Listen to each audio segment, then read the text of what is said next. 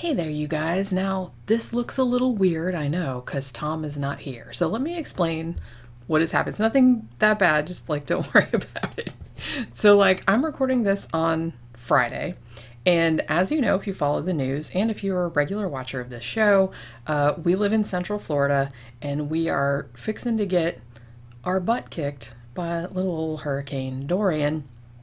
So that's not good. I mean, we have all our stuff. We have a generator. We have all that kind of stuff. So we should be fine as long as the house doesn't blow away. We've been through it before. It sucks, but we'll live. But yeah, so despite the horror bearing down on us, we had actually bought 2 tickets today. We were going to go to the theater and see 2 new movies in the theater. We were going to see Don't Let Go and Ready or Not. So we had already had the ticket reservations and everything. We were going to see them very early so we could get the show recorded and stuff so we could have it up for you guys. But then Tom woke up this morning and he was very, very sick. He has, I don't know if it's some kind of bug or something like that. And he just did not want to get out of bed and he didn't want to go anywhere. So since this show had to get done today, because like I said, I wanted to have something up for you guys and it really had to get done today. So I figured, well, what I'll do is we had already seen one movie that was on Netflix. So I said, well, I'll just review that one. And then I'll just rent a couple more on YouTube or something like that, some new ones.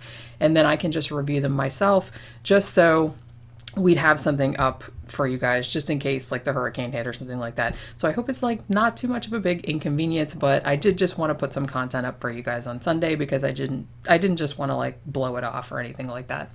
So with that said, the first movie I want to talk about is called Eerie. Now, as I said, this is a 2019 film. I think it released in the Philippines because it's a Filipino film. It released in the Philippines earlier this year, I believe in March, and I think it just came to Netflix very recently. It's because it was one of the first movies that came up when I was looking for new horror movies. So that's the first one that we watched. Now, this film, as I said, it's Filipino and it has very much of an Asian horror vibe. It's set in a Catholic girls' school. And it kind of tells the story of the main character of it, who is played by Bea Alonzo. She is a guidance counselor type, person at this Catholic school. And her name is Patricia, Consolacion, I guess. And she is she seems like a much younger teacher at this school. So she's very empathetic toward these girls. The film is actually set in 1995. I'm not entirely sure why they decided to set it in that year, but that's the year that it's set in. So she, counsel these girls and everything like that. Whereas kind of the old guard of the Catholic school, particularly the horrifying, I guess she's the head nun or something like that. And her name is Sora Liche. And she's this kind of terrifying woman. I think she's played by Charo Santos Concio. And so she's really scary. And so they're still doing things the old way. They're still doing the corporal punishment thing and they're still, beating the girls and doing all this horrible discipline, making them stay up all night with with things over their eyes and praying and stuff if they do something bad. Now, the interesting thing about Patricia, the main character, is that not only is she really empathetic toward all these girls, but she can also apparently see and talk to ghosts. Now, one of the ghosts that she's been talking to is this ghost named Eerie, who, legend has it, committed suicide, in one of the bathrooms of the girls' school, at some point in the past. So, the legend goes all the other little girls there, sometimes if you go in the bathroom at night or something like that, the door of the last stall will open by itself, and sometimes you see the girl and stuff. Now, she sees the girl and just sitting at her desk like a regular girl, except she looks kind of ghostly. And she's been recording her sessions with her because she wants to figure out what has been going on, why she committed suicide, if Sora Liche had some kind of, if she was kind of behind it, just the horrible discipline she has. Now, as the story goes on, you find out that, a couple of other suicides and murders take place in the school. So it's almost kind of a crime drama a little bit. And so Patricia is like investigating like these deaths because she thinks that there's like something sketchy going on. Like it turns out like one of this nice man that's like worked there, this nice old man that works there, like gets accused of one of the murders of the girls, and she thinks he didn't do it. She thinks there's some other like supernatural shit going on and stuff like that. So it plays out very much like a crime drama, like mixed with a horror movie. Now, one thing I'm going to say about this, like, it seemed like when this first came to Netflix, it got like a really lot of like positive reviews, and like a lot of people were like, oh, you got to see it, you got to see it. And I'm not saying that that was, overhyped, but this is a movie, when it first started, it seemed to me very much like, I mean, if you're into Asian horror, this reminded me very much of like Ringu or something like that. The look of it is very similar. You have all the girls in their uniforms and they all have the long dark hair. So, and a lot of the ghosts look like that as well. And in the like first act of the movie, it seemed like it was just, I had a hard time kind of getting into it because it was kind of like, oh, here's another one like that. And there's like a jump scare with a girl with bloody eyes, and there's this and that and the other thing. But as it went on, and as the plot became like more kind of convoluted, I found myself like getting way more into it because it seemed like a lot more complex, with all these murders going on, and and I didn't really guess like which direction it was going in. And I'm not going to spoil or anything like that, but so I will say that it takes a while to get into, and one of the gripes I had about the movie was that I think that the story behind it was like a good story, like as it kind of went on, but it took a long time to kind of get to that point. It was like, the middle of the second act before it really kind of picked up. And I feel like the characters, the girls, the students were like maybe a little like underdeveloped. Like they didn't have a lot of scenes. It was kind of like hard. I was like, now, was this the one that did that thing, or was that, because they all have the same uniforms, they all have the same haircut. So sometimes I'd be like, well, now, which one was this the one that they thought slashed her wrist, or was this the one that fell out of the window, or you know what I mean? So I felt like they didn't do enough with the characters to kind of make you like really, get into like their characters or care about them or anything like that. And it's like, it's a minor gripe, but it's a good, it's a good movie overall. It's not great, but if you like a lot of Asian horror, I will say that the cinematography on this is really, really nice. And like I said, it gets more interesting as it goes on, and I liked like the crime drama aspect of it. But I do wish that they had done a bit more with the girls. I wish the girls had had more scenes, so they were more distinct personalities and you could empathize more with them. I wish they had done more with the Sora Liche character, because she was kind of like, I don't know if I'd call her the villain of the piece. She wasn't really, but she was really scary, and I think they could have done more with that as well. So I do feel like this was a good story that could have been like beefed up some, maybe even made a little bit longer, so you could get more into like all the tendrils of the story and everything. And as I said, this reminded me very much of Ringu, not only like the look of it, but in the way that the story kind of unfolded. That's not really a spoiler, but it did kind of remind me of that a little bit. But I mean, I'm going to say this was actually directed by Mikhail Red, and I haven't seen any of his other movies, but I have like read some reviews of his other movies, and I feel like they get like really positive reviews, so a lot of people are really excited about this. It's definitely worth watching, especially if you're into Asian horror. But I feel like, that said, if you are into Asian horror, this isn't going to be anything like super new or super spectacular or anything, and it does take a while to distinguish itself, as a movie, like separate from other ones of that kind of genre. You know what I mean? So, as I said, it's on Netflix right now. And if you like that kind of like the Asian ghost story, like the traditional Asian ghost story, and this one's like set in a creepy Catholic school. Like I said, cinematography is really, really nice. It's a really, really good looking movie. But I think this will be right up your alley. But keep in mind that it does, it has a lot of stuff going on in it, but I feel like it could have been expanded, or maybe even like simplified so they could focus more on the characters. I think I might have liked that better. But that said, it's still a really good movie. It's still worth watching. And if you're into Asian horror, Asian ghost stories, stuff like that, then you should definitely check it out.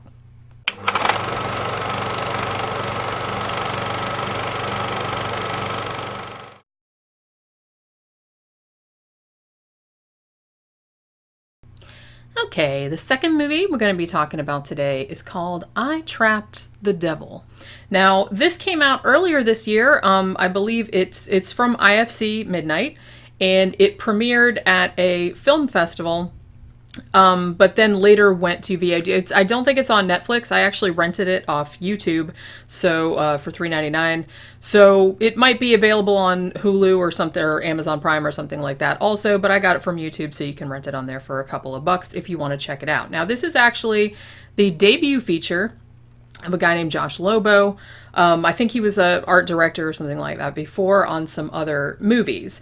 Now, this is a very, okay, so this is another one that is just like a really, really, really like slow burn type of movie. And it's like really concerned about, more about like establishing an atmosphere of like creepiness and dread and stuff like that. It doesn't really have any jump scares. It doesn't really have anything like that.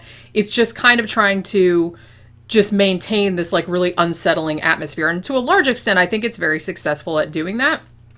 This is basically a 3-character piece. And a lot of it is just like the characters like discussing things with each other. So I would almost call it, I don't even know if I'd call it straight up a horror movie. It's more like it's like a drama, but it has like some creepy like horror elements to it. So the setup of the film is that there's this guy named Steve, who is played by Scott Poitras. And I guess that he is living in the family home. And it's Christmas. And his brother, Matt, who is played by A.J. Bowen, who's been in a shit ton of movies. He was in The House of the Devil. He was in You're Next. So he's been in a lot of other horror movies as well.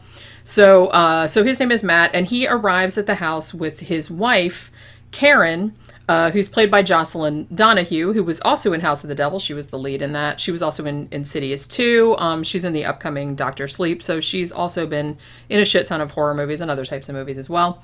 So they kind of turn up on Christmas unexpectedly. And Steve is not super happy to see them. Now, Steve is like acting super, super creepy. And for a long time, you don't really know why. And actually, that kind of like got me invested in the story because, the brother and the wife show up and then Steve is just acting like super, super like, you can't stay here and all this other kind of shit. And I'm just like, oh, I wonder what's going on here, because I didn't look up anything like beforehand, like about what this movie was about or anything like that. So it really does kind of suck you in with this mystery because like, what the fuck is going on with Steve and all this other kind of stuff. So as the movie goes on, you discover that Steve believes that he has a man locked up down in his basement, or what you think is a man. It sounds like a man. He has him like locked up and there's like all these padlocks and there's this big cross like mounted on the door in the basement that he's keeping the guy behind. Now he insists that this man is the devil in human form and he can't let him out.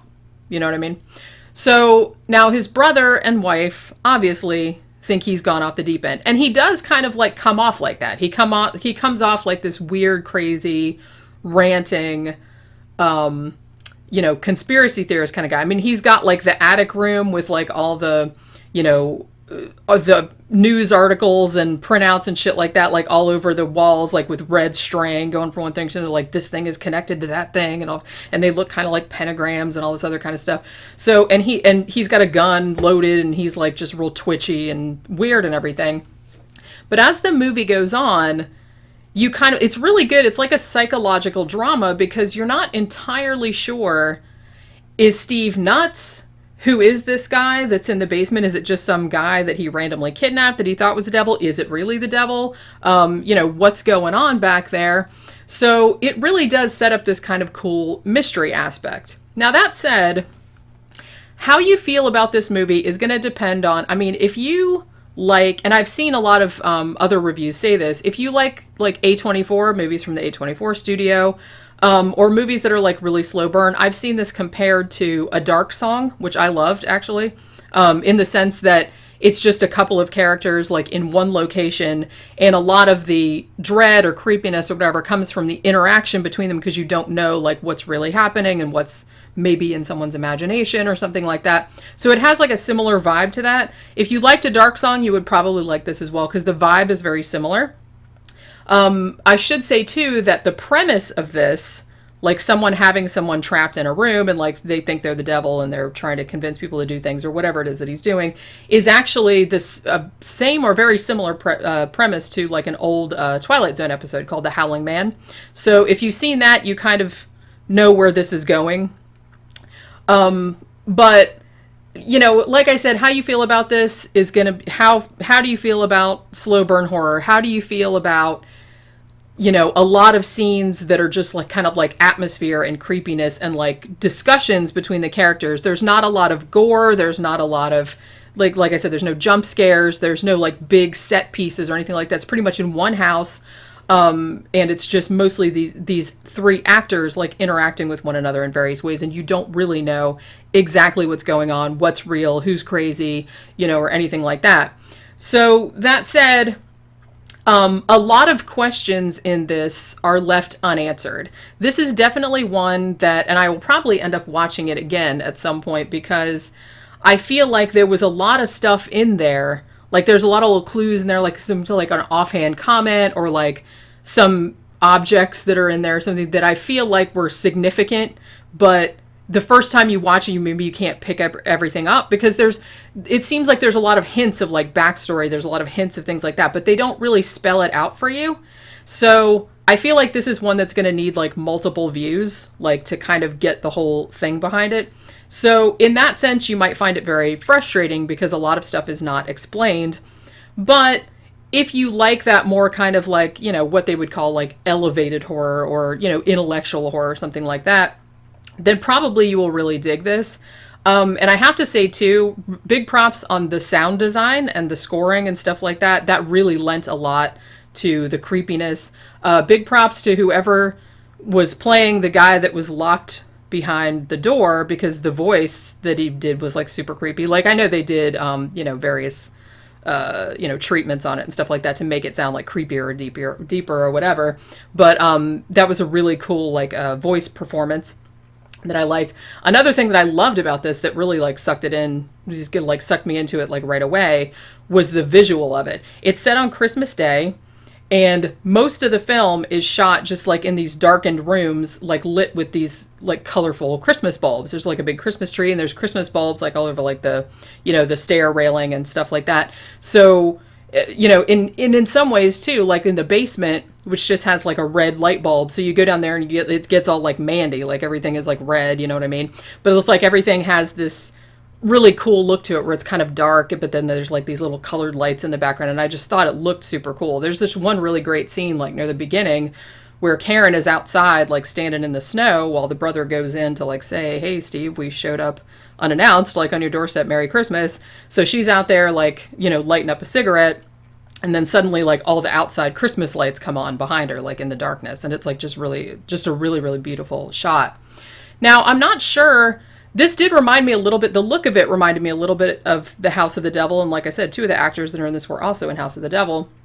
I feel like this might have been a period piece. I couldn't tell what year it was supposed to be. I thought maybe 80s because of the phone, because of like there was cassettes and stuff. But I couldn't tell if it was, you know, deliberately set in that year, if it was just, there was just old shit in the house, you know what I mean? It didn't really matter, like it didn't matter what year it was set in or anything like that, but some of the technology that was in the house, like implied that it was set at some, you know, at some earlier shows, like the TV and stuff, like it was like an old TV and everything.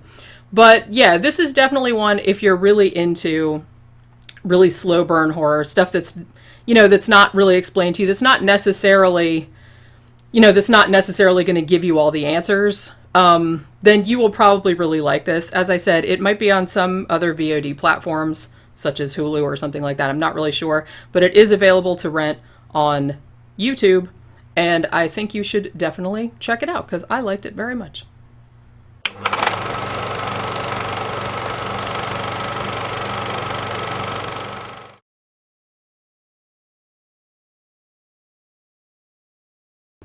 Okay, and the third movie that I checked out this week, this was actually my favorite one of the week. This was The Hole in the Ground. Now, this is an Irish film. It actually made its debut at the Sundance Film Festival this past January 2019, and then was subsequently released in the UK and Ireland, I think in March, and I think it also like got the same treatment in the US. I think it went right to VOD. It might have had like a very limited theatrical release, but it certainly didn't play here. I believe that A24 Studios, who I talked about in the last review, distributed this in the US, and this is very much in their wheelhouse. It's not, I would not call this like a slow burner necessarily. It's pretty, it's structured pretty much like a standard horror movie. It doesn't have like a lot of long, kind of scenes, like long kind of shots or something. It's like something like Midsummer or something like that. It's pretty, moves along at a pretty good clip. It's only about an hour and a half long. So the setup of this is that there is this woman named Sarah, and she has just left her husband, and her young son, Christopher, they moved to this kind of like remote farmhouse. It's not super remote. There's like a town and shit, but like, so they moved to this creaky old farmhouse, and she's kind of, she has a job, but she's also kind of like renovating it. And it turns out that in the forest, not far from the house, there is this humongous sinkhole, the titular hole in the ground. And this is not just like a little hole in the ground. This is like a big, huge, massive crater. So you know that that's going to like, figure into the story later on, because it's this big, big, huge hole, and it's super creepy. And she kind of stumbles across it like when she's out in the woods, like looking for her son, because he's kind of like run off. Now, not too long after they move there, like one of the first thing that happens that I thought was like a really good, like foreshadowing of something, is that they're driving down the street on the way to the house before they even get there. And they almost hit this like creepy old woman. I thought it was an old man. Like you couldn't really tell because they had a hood and stuff. And then like they kind of turned and you couldn't really see their hair or anything. But it turns out that it's this old woman, and she's super, super creepy. And she's like always whispering to herself and everything like that. And like Sarah's like, what the fuck is your deal? I didn't see you. Like you were just standing in the middle of the road in a hood, like a creepy motherfucker. And all this other stuff. So that's like, it's really good, like a setup for that. And then that woman, who it turns out her name is Noreen, and she actually has a husband named Des, and they live not too far away from where Sarah and her son live. Now, what ended up happening with Noreen, and you find this out like at a dinner party that she has with some of her friends, is that Noreen started having issues, like psychological issues, presumably, where she thought that her son James was no longer her son, that he had been replaced with an imposter. And so either accidentally or accidentally on purpose ran him over with the car. Now she like she keeps turning up and like doing creepy little, well, she only turns up like one or two times and turns up and does like creepy shit, and then she ends up getting murdered like in a really, really weird way. Now as the story goes on, Sarah also begins to suspect that her son Christopher is no longer her son.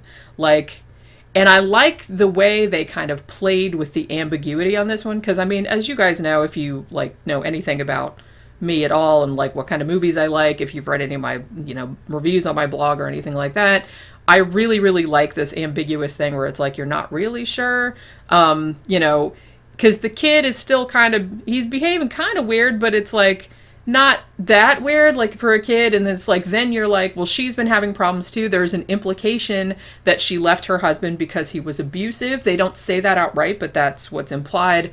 So she might be going through some shit as well. So you don't, and the doctor's like putting her on medication and stuff because he thinks she's like having anxiety. So you don't know how much of what she's seeing is her imagination.